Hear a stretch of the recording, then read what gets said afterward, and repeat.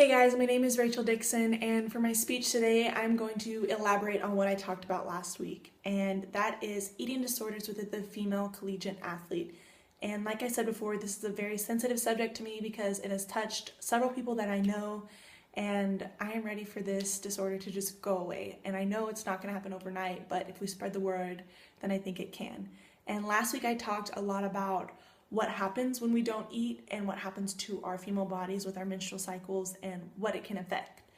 This week I'm going to talk about the risk factors and what we need to do to stop it and what are signs to look for and what sports usually occur with eating disorders more than the other sport and what coaches and parents and players can do and also what we can do as just individuals sitting around.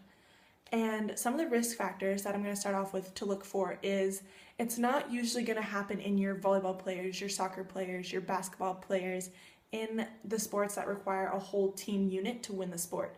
Instead, it's going to look more in your divers, your swimmers, the gymnast, more of the individual performances of the player.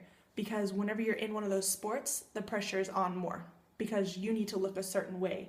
Apparently, that's what they're stating nowadays, that you need to look a certain way to dive the best, to perform the best, to do the best back tuck, And that's not the case anymore.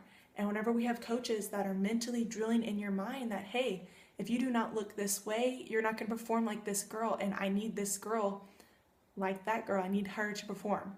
And if you're not her, then I need to find someone else. And if you're telling an elite athlete who has trained their whole life that they are not going to perform well because they don't look a certain way, then you've just ruined that whole girl's life. Because what is she going to do? She's going to change everything to make sure she looks just like that other girl. Because as athletes, if you've trained your whole life, then you're not going to give it up. You're going to risk everything. And the same goes for someone who does not have a good family life back home.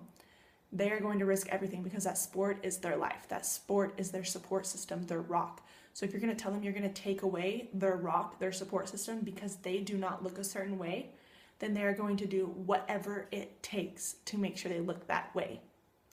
Some other things to look for: if an athlete identifies herself by the way she performs or by the way she looks, then you know that is a warning sign going off in your head. Hey, she's thinking that if she does not perform well, then she is losing herself. And if she has to look a certain way to perform well, then she's going to do whatever it takes to make sure she looks that way. Some things to stop this. We need to get the word out to the coaches and the players and the teammates and the parents to be positive, to positively reinforce healthy eating. Get out there and be like, okay, maybe we need to look a different way, but we're going to do it the healthy way. We're going to schedule with a nutritionist. We're going to get a diet going to where we can level out everything and not just cut out eating altogether, because that's ridiculous, right? Or to throw up food, that's ridiculous, right? Another thing is, like I said, positive coaches. Let's have coaches that are enthusiastic about their teammates. Give them positive reinforcement. Help them. And lastly, the last thing we need to do is talk about it. Hold meetings. Let your team know that you're there for them.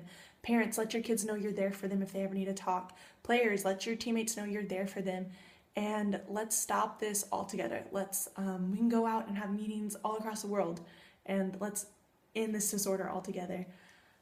These are the few things that I think will help, and if we put these into motion, then I'm certain that we'll see a decrease in this disorder. And that's all I have for today, so thank you.